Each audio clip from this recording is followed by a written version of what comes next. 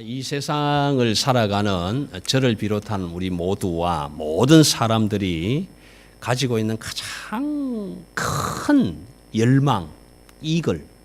요즘 아이들은 그걸 로망이라고 그러던데 그게 무슨 말인지 잘 모르겠어요. 로망스 뭐 그런 의미인가?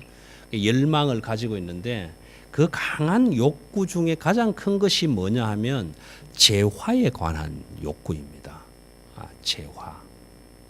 그래서 다른 사람이 가진 것보다 조금 더 많이 가지고 있다는 것이 내게 큰 힘이 되고 내게 큰 행복이 되고, 그런데 나보다 조금 더 많이 가지고 있는 사람을 보면 그만 기가 죽는단 말이에요. 그래서 나도 조금 더 가져봐야지 하는 욕망을 또 가지게 되는 거예요. 그런 욕심들이 우리 가운데 가지고 있는 가장 큰 욕구예요. 욕구. 그래서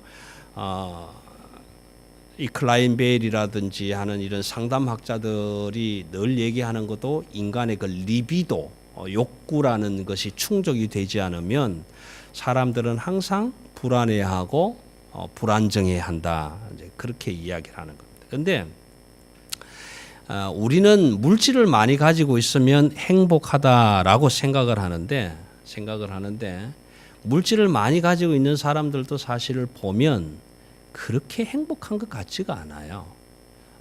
제가 오늘 세계적으로 부유하게 살다가 아주 불행하게 죽어간 몇 사람의 예화가 있어서 그거를 다 소개를 해드리고 싶었는데 굳이 그렇게까지 할 필요는 없겠다 싶어서 적지 않았습니다. 근데 모두가 원하는 걸 찾고 있지만 찾았다고 하는 사람들을 만나보기는 행복을 찾는 것만큼 어렵더라라는 거예요.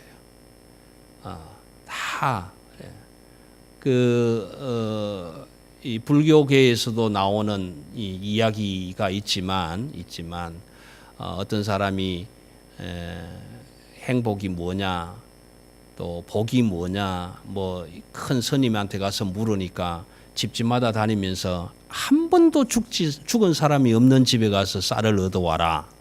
뭐 그러면 대답을 가르쳐 주대. 근데 그 사람이 모든 집을 다 돌아봐도 죽은 사람이 없는 집이 없더라라는 거잖아요. 그러니까 우리 사람은 행복하고 싶지만 행복을 찾는 일이라는 것은 정말 어려운 일이다. 그래서 우리 유교적인 사상이지만 우리도 오복이라고 이야기를 하지 않습니까? 오복. 여러분 5가지 복 잘 아시죠? 그래서 첫 번째 복이 뭐냐 하면은 유교 사상에서 얘기하는 첫 번째 복은 오래 사는 거예요. 오래 사는 거. 오래 사는 것. 그다음 두 번째가 물질입니다. 부하다는 것. 그다음 세 번째가 이제 강령, 건강함인데, 네 번째는 유호덕이라고 그래서 덕을 쌓는 것, 아름다운 덕을 쌓는 것이 행복하다. 그리고 마지막에 고종명이라고 하는데, 자기에게 주어진 수명을 다하고 죽을 수 있는 사람은 행복하다. 그렇게 이야기한단 말이에요. 근데 여러분 곰곰이 깊이 생각해 보면 이 수, 부, 강령, 유호덕, 그다음 고종명이라는 것이 내가 없으면 그것이 무슨 의미가 있느냐라는 겁니다. 아무리 부한들, 내가 없으면, 거기에 나라는 내 주체가 되는 나가 없으면 그게 뭐가 있느냐라는 거예요. 아무것도 아니다라는 거예요. 그런데 여러분 우리가 다른 사람이 150살 살았다, 내 이웃에 누가 200세를 살았다, 그런 얘기를 들으면 내가 행복합니까? 다른 사람 돈 많이 벌었다 그럼 내가 행복합니까? 아니잖아요. 그러니까 결과적으로 이 모든 오복이라고 얘기하는 이 객체도 내가 없으면, 내가 그것의 주체가 되지 못하면 그 행복이란, 그 복이란 아무 필요가 없는 거더라, 그 말이에요. 야고보서 5장 2절 3절에서 복으로 강조하고 여길 수 있는 3가지를 얘기해요. 3가지를 얘기하는데 여러분 오해하지 마세요. 성경은 여러분들이 건면하고 성실하게, 그리고 올바르게, 정의롭게, 공의롭게 물질을 모은다라는 사실에 대해서 거부하지 않습니다. 성경은 그렇게 하지 말아라고 하지 않아요. 그리스도인들이 가난하게 살아야 된다 그렇게 말하지 않습니다. 그리스도인들도 예수 그리스도 안에서 부지런히 정직하게 정의와 공의를 행하면서 싸울 수 있었을 만큼 재물도 축적을 하고 그렇게 한다는 데에 대해서는 거부하지 않아요. 그런데 문제는 뭐냐 하면은 오늘 나중에 말씀드리겠지만 그 과정에서 선하지 못할 때, 의롭지 못할 때, 정의와 공의로 행하지 못했을 때에는 경고를 받는다 그 말이에요. 경고를 받는다. 야고보서 5장 2절 3절에 보면 세 가지를 얘기를 합니다. 첫째는 뭐냐 하면은 재물. 너희 재물은 썩었고 너희 옷은 좀 먹었고 너희의 금과 은은 녹이 슬었다. 이렇게 얘기를 하는 거예요. 그런데 앞에 1절에서 경고의 음성이 들으라 부한 자들아. 들으라 부한 자들아. 우리가 말하는 그대로 그 당시의 부의 척도가 재물과 옷과 은과 금이었는데 그것을 많이 쌓은 자들에게 이제 얘기하는 거예요. 들으라. 그런데 그 부한 자들에게 들으라고 한 이유는 이제 뭐냐 하면은 뒤에서 나오는 이야기지만 그걸 정당한 방법으로 모으지 않았기 때문에 경고하는 거예요. 그래서 가령 예를 들어서 회사를 경영하는 사람이 직원들에게 주어야 할 품삯을 주지 않았다든지, 요즘으로 치면은 뭐 노동 착취를 했다든지, 그렇게 해서 모은 것으로 자기의 부를 누렸다든지, 그랬을 때에 들을 수밖에 없는 경고라는 거예요. 우리 가운데는 그런 사람이 없지만 세상으로 나가서 보면 참 많더라라는 겁니다. 그래서 결과적으로는 그것을 어떻게 모았나, 어떻게 사용했나 이것을 묻고 있단 말이에요. 관계성을 지금 이야기하고 있는데 지난주에 우리는 참 서로가 큰 은혜를 나누었습니다. 함께 이야기를 해주셨던, 받은 바 은혜를 나눠주셨던 모든 분들 가운데서도 사실 여러분들 아시지만 들으셨지만 내가 물질이 없어서 돈 때문에 나는 죽을 뻔했다. 돈이 없어서 나는 한강 다리 위에서 뛰어내릴 뻔했다. 그렇게 이야기하신 분은 한 분도 없단 말이에요. 저는 너무너무 감사해요. 오늘 지금도 우리가 낯선 땅에서 살아가지만 솔직히 여러분 돈이 많고 적음은 있을 수 있겠지만 돈이 없어서 나 이제 죽어야 되겠다 그런 생각하시는 분들은 없잖아요. 왜요? 돈은 벌 수 있는 거니까. 정직하게 일하고 얻어낼 수 있는 거니까. 그런데 돈이 없다고 해서 이제 한계, 칼 야스퍼스가 말하는 한계 윤리를 얘기하자면 남의 은행을 두들겨 깨고 금고에 있는 돈을 내가 끄집어내 와서 쓴다라면 그건 잘못된 방법이다라는 거예요. 잘못된 방법이다. 요즘 젊은 세대들 안에서 유행하고 있는 소위 말하는 한탕주의. 얼마 전에도 멜번에서 일어난 일들이 있었지만 그 한순간에 생각 하나를 잘못해서 남의 것을 내 것으로 만들어서 내가 누리겠다고 하는 잘못된 사고들을 가진 부한 자들에게는 경고하고 있다라는 거예요. 성경은 그렇게 경고하는 거라는 거예요. 대신에 모으는 것만 경고하는 것이 아니라 다음에는 정당한 방법으로 모으고 또 공의와 정의로 모았다 할지라도 사용할 때에 의롭게 사용하지 못하면 경고받는다라는 거예요.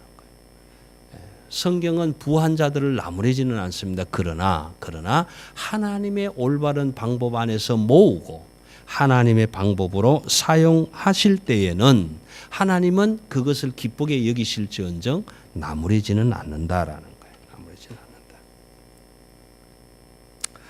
않는다. 4절 5절에 보시면은 이제 그런 간단하지만 일예를 하나 말씀해 주시는 거죠.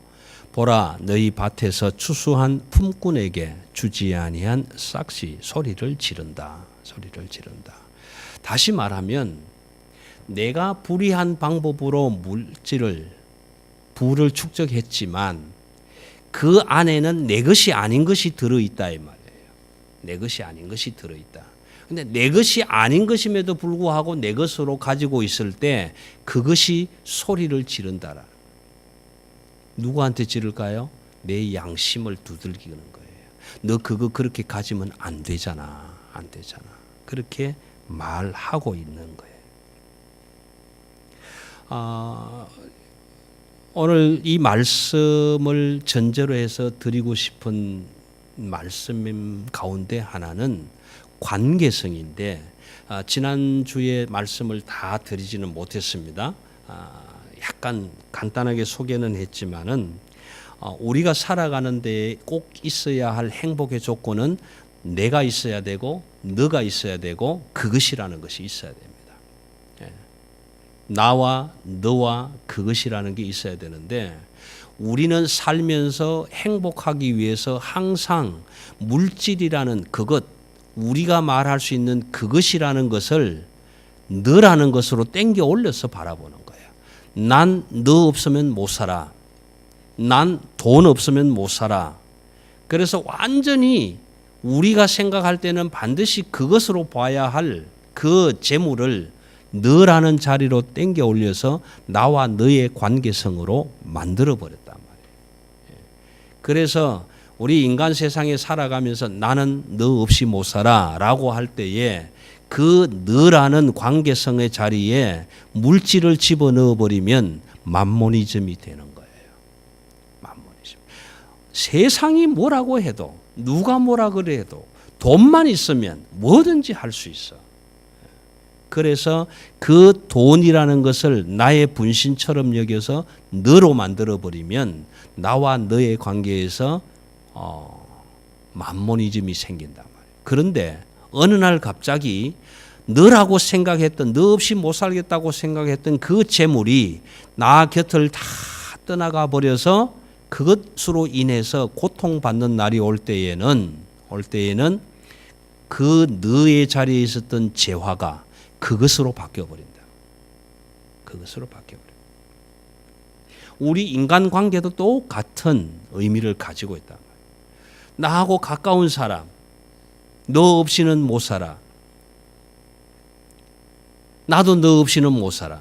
그렇게 가까운 관계를 유지했던 사람이 어느 날 갑자기 그 관계를 끊어버리고 돌아서 버리면 내가 너라고 불렀던 그 자리에서 그 사람은 그 남자, 그 여자, 그라는 자리로 내려가 버리는 거예요. 여러분, 이런 관계성을 오늘 이야기하고 있는 거예요. 성경은 마태복음 5장에 들어가시면 산상수훈의 설교를 통해서 첫 번째 나오는 이야기가 뭐냐 하면은 복되도다 마음이 가난한 자여, 심령이 가난한 자여, 그렇게 이야기. 여러분, 마음이 가난하다라는 의미는 무엇을 뜻할까요? 아무것도 가진 것이 없는 것? 그것만이 마음이 가난한 거겠습니까? 여러분, 마음이 가난한 것을, 심령이 가난한 것을 만약에 물질이라고 만약 바꿀 수 있다면, 그래서 물질이 없어서 가난한 자는 복이 있나니 만약에 이렇게 해석을 해버린다면 저와 여러분은 오늘 어떻게 살아야 하느냐 하면 다른 사람이 가지고 있는 물질을 다 뺏으러 다녀야 돼요. 빼앗으러 다녀야 된다. 왜요? 왜 빼앗으러? 내가 부하기 위해서가 아니라 그 가난한 사람을 천국에 보내기 위해서는 그 사람이 가지고 있는 물건을 내가 다 뺏어 와야 돼. 그래서 그 사람을 가난하게 만들어 버려야 돼요. 그것이 전도가 되는 거예요. 무슨 얘기인지 의미가 가십니까?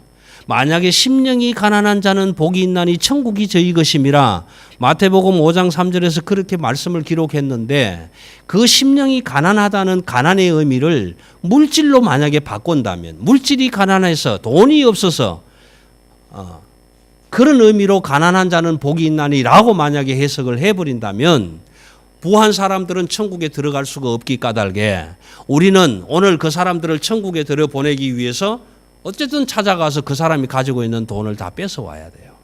여러분, 이런 해프닝이 일어나게 됩니다. 그게 전도자가 되는 거예요. 왜요? 어우, 저 사람 보니까 돈이 너무 많네. 천국 못 가겠네. 구원 못 받겠네.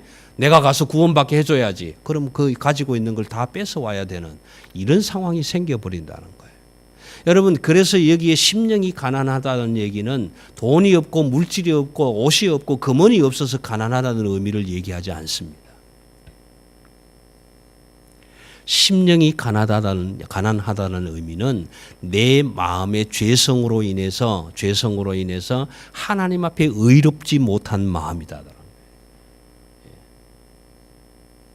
하나님 앞에서 나는 아무것도 아니다라는 이 겸손한 고백이 깊어지면 깊어질수록 그 심령이 가난해진다라는 거예요.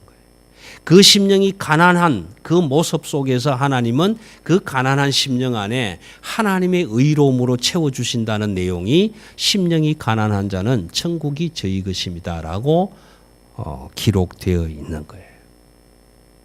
여러분, 오늘 이 세상 속을 살아가면서 저와 여러분이 행복할 수 있다고 생각해서 그것들을 다 소유한다고 해서 여러분 그것만 가지고 살아가실 수 있을 것 같습니까? 아니에요. 아니라고. 주체가 되어야 할 내가 있어야 되고, 나와 함께 더불어 가야 할 너가 있어야 되고, 나와 너 사이에서 필요한 그것들이 충족되어질 때에 살아갈 수 있는 거예요. 근데 오늘 이 세상 속에서도 부한자들이 다 그렇지는 않지만 그 자기의 재화를 쥐고 사람들, 약한 사람들을 억압하고 힘들게 하고 소외시켜가는 현상들을 너무 많이 보지 않습니까? 그런 사람들을 향해서 오늘 야고보서 기자는 들으라 하는 말로 경고하는 거예요. 경고하는데 결국 뭐라고 하느냐 하면 내가 올바르지 못한 것으로 쌓아놓았던 금은과 옷과 재물이 증거가 될 것이다라는 거예요. 증거가 될 것이다.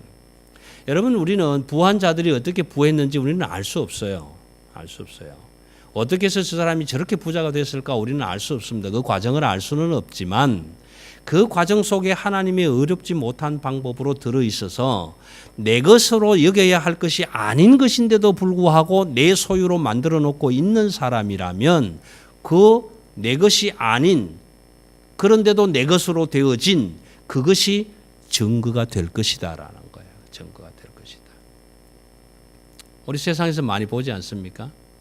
높은 자리에 앉았다고 권력을 누렸다고 내 것도 아닌 것을 착취하고 내 것으로 만들었다가 그 권력이라는 자리에서 물러날 때쯤 되면 다 다시 내놓아야 하는 이런 상황들을 보게 되지 않습니까?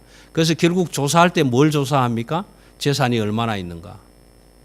누구 땅을 얼마나 착취를 했는가?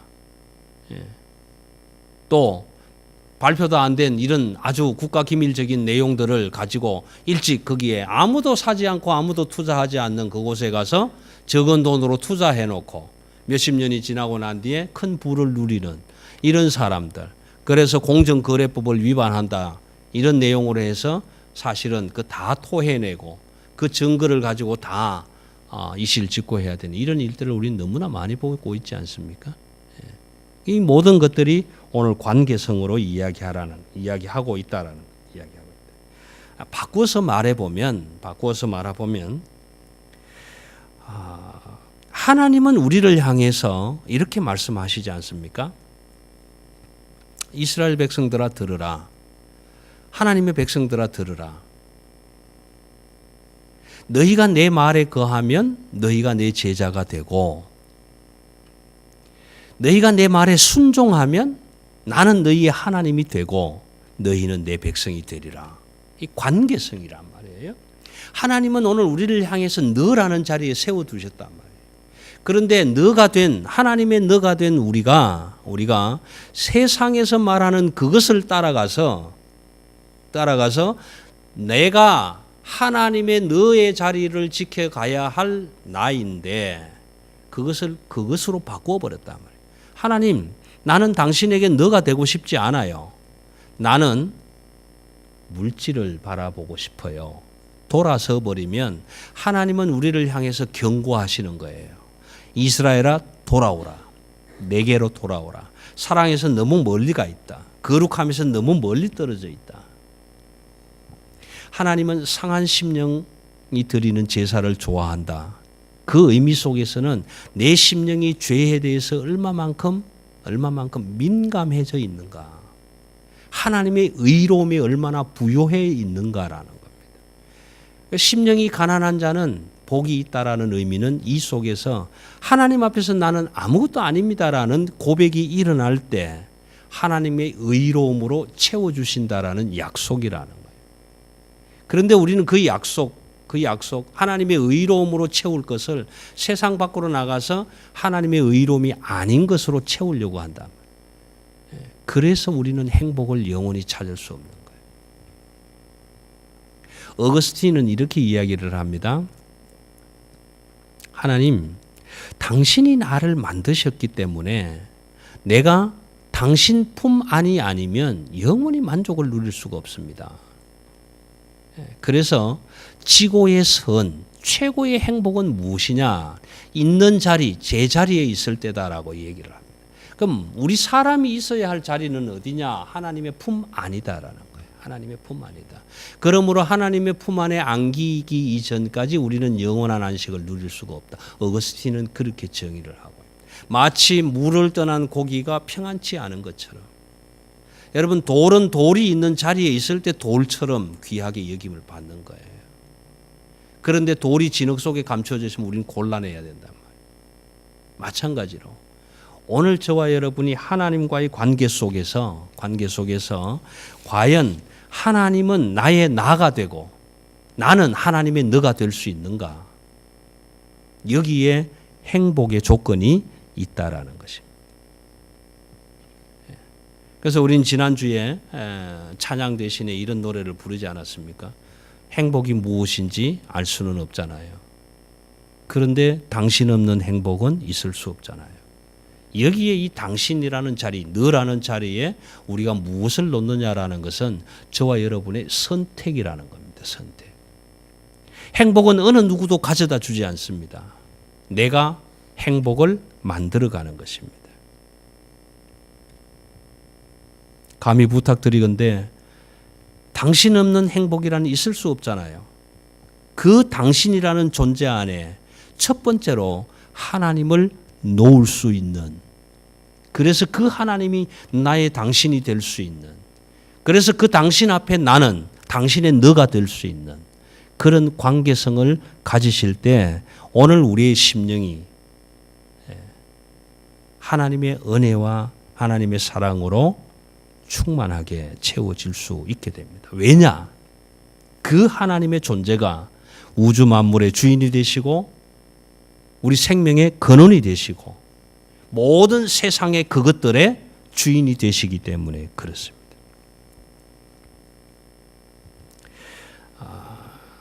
그래서 야고보는 이렇게 이야기합니다. 너희가 만약 하나님을 그것으로 만들어버리면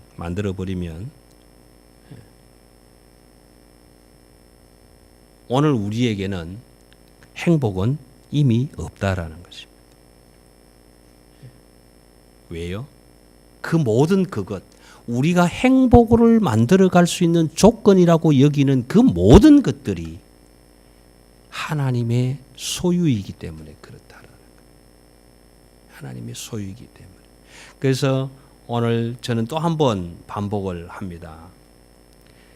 하나님께 낮추라. 주 앞에서 낮추라. 그리하면 주께서 너희를 높이시리라. 하나님, 저는 하나님 앞에서 아무것도 아니에요. 하나님의 생명을 빼가버리면 저는 진흙덩어리예요. 그런 흙덩어리 같은 저를 하나님이 오늘 너라고 불러주셔서 나로 하여금 하나님의 너가 되게 하신 그 하나님, 그래서 모든 것의 주인이 되신 그 하나님을 내가 아버지라고 부를 수 있게 된 것, 그것이 너무 감사하다라는 거예요. 그런데 그 하나님을 그것으로 만든 세상의 많은 사람들, 하나님이 없다라고 살아가는 사람들, 그런 사람들에게 오늘 주시는 말씀 가운데 한 구절은 너희가 마지막 날에, 심판의 날에 하나님의 의로움으로 심판할 그때에 너희는 세상의 그것들로 너희를 살찌게 하였도다. 하나님은 우리를 심판하실 때에 하나님의 의로움을 보실 텐데 그 의로움은 하나도 없고 세상의 것들, 그것들로 다 가득가득 채워놓았구나. 그렇게 말씀하시는 거예요. 그래서 5절 말씀에 보면 너희가 땅에서 사치하고 방종하여 살육의 날에 너희 마음을 살찌게 하였도다. 여기에 사치하고 방종한다는 의미는 우리의 소유와 우리의 사용에 대한 방법론을 이야기하고 있는 거예요. 제가 언젠가 그런 말씀을 한번 들었던 것 같습니다. 한국 교회의 하나의 병폐라고 많은 사람들이 지적을 하지만 장로를 선출하고 또 권사를 뽑고 그래서 교회에 섬기는 종들을 선출하는데 어떤 교회는 기본적으로 몇 천만 원을 헌금을 해야 된다 정해놓은 교회도 있다고 하는데 여러분 이런 병폐가 오늘 교회 안에서도 하나님을 하나님의 존재로 받들고 섬겨야 할 성도들이 물질을 바라보고 있는 이러한 병폐를 가져온단 말이에요. 그런데 또 하나 중요한 것은 교회에서 내가 장로가 되고 싶다고 1,000만 원을 가져오라고 한다고 해서 가져오는 사람도 또 그렇단 말이에요. 자, 그러면 저는 이런 생각을 해요. 교회에 헌금을 1,000만 원 해서 장로 되고 싶은 분이 만약에 계신다면 그 1,000만 원을 가지고 과원에 가서 기증하고 도네이션하고 오셔서 나 교회에 헌금할 1,000만 원 과원에 불우한 이웃을 위해서 헌금하고 왔다라고 말하는 것이 오히려 하나님께 더 큰 기쁨이 될 것이다. 여러분 교회는 세상과 달라야 합니다. 그래서 오늘 이 내용을 다 말씀을 드리지는 못하겠지만 간략하게 정리를 해드리면 이렇습니다. 산상수훈에서 8가지의 복을 이야기합니다. 그래서 심령이 가난한 자는 복이 있다. 애통하는 자는 복이 있다. 온유한 자는 복이 있다. 줄이고 목마른 자, 긍휼히 여기는 자, 마음이 청결한 자.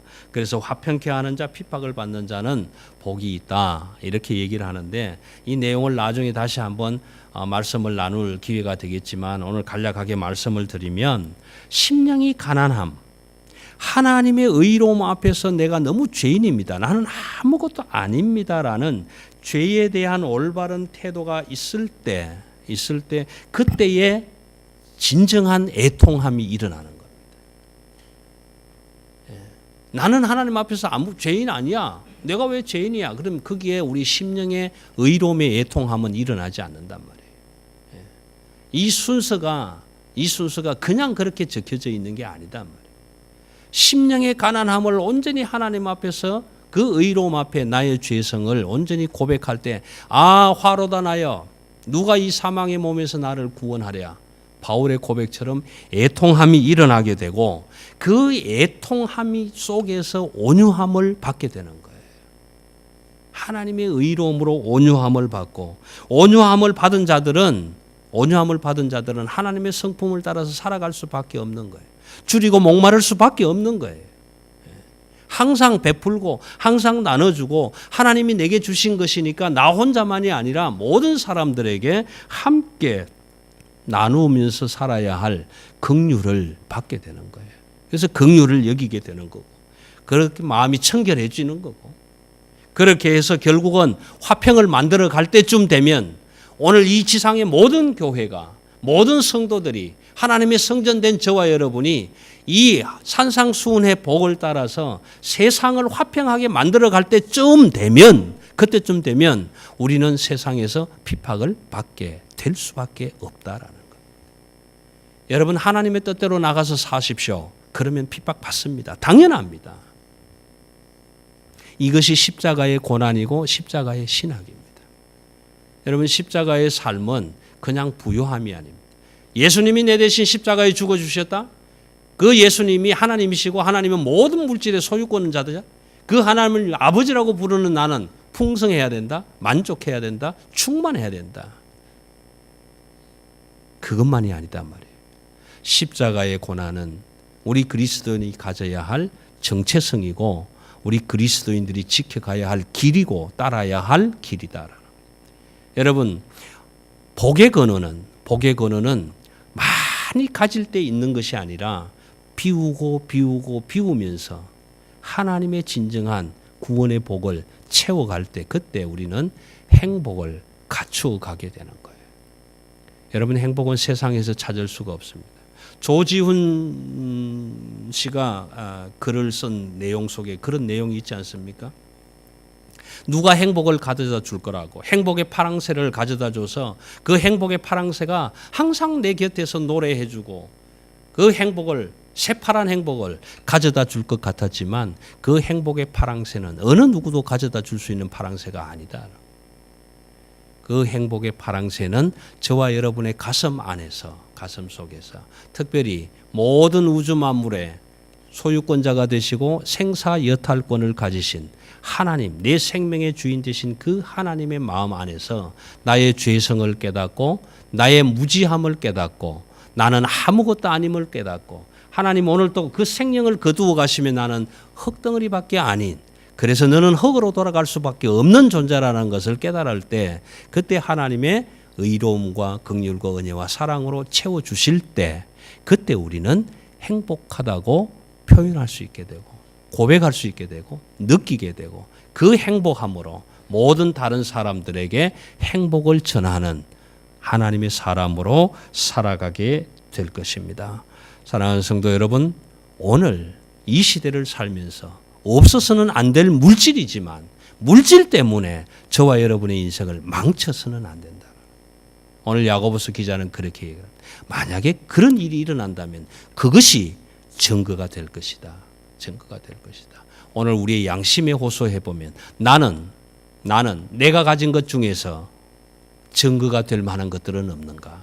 다시 한번 생각해 보는 시간 가지실 수 있기를 바라고 모든 사람들과 함께 더불어 살아가는 하나님의 평화를 이루어가는 평화의 사도들이 되시기를 주님의 이름으로 기원합니다. 기도하십시다.